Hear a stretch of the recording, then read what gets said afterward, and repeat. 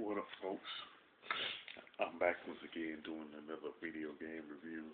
And this time I'm reviewing Legend of Zelda for NES, and it's pretty much the plot of it is that Ganon went to Hyrule and stole the Triforce of Power, and pretty much when Zelda heard about what Ganon did, she took the Power of Wisdom and pretty much separated it into 8 pieces and scattered them out on Hyrule. And when Ganon found out about it, he pretty much kidnapped Zelda for doing that. And a woman pretty much went out trying to find somebody to rescue Zelda after she found out what had happened, and she ended up pretty much running into Link and told him what happened.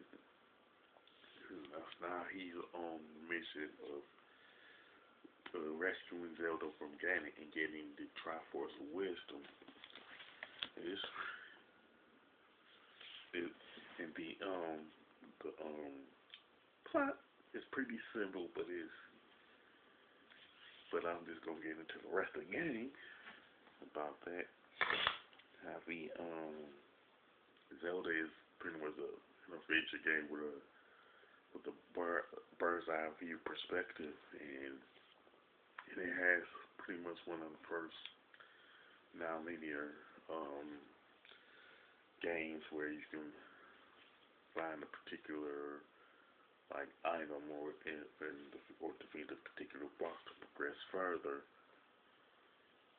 in the game. And there's like it don't have like any stages in it either. Now, what you pretty much do when you start the game, you pretty much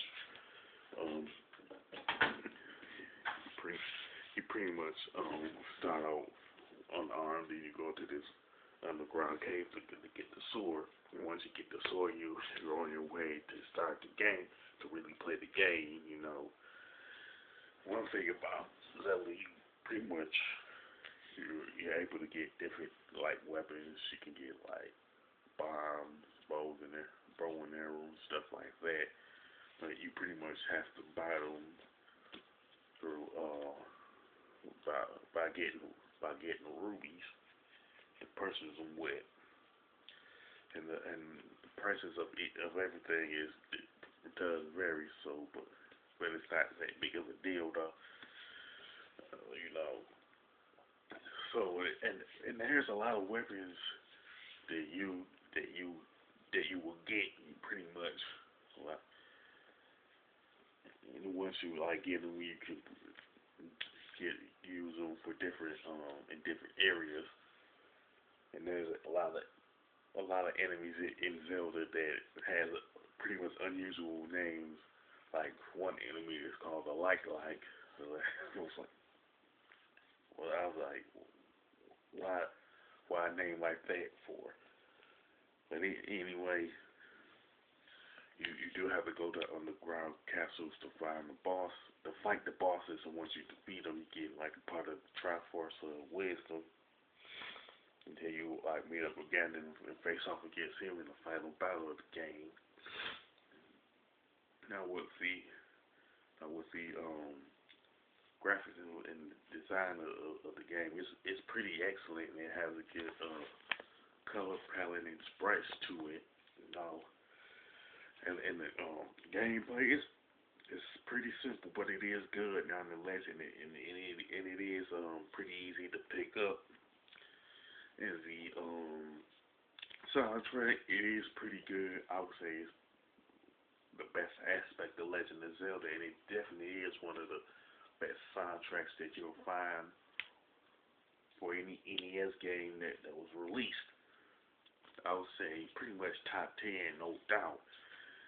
And one thing about it is that Legend of Zelda does appear to be a cakewalk, but that's pretty much the furthest thing from the truth. It is like it's challenging, but it's like more of the middle of the road type of thing leaning toward more on the challenging side, But overall, Legend of Zelda is a good game, one of the best games on the NES, and it is pretty much one of a fun game to play.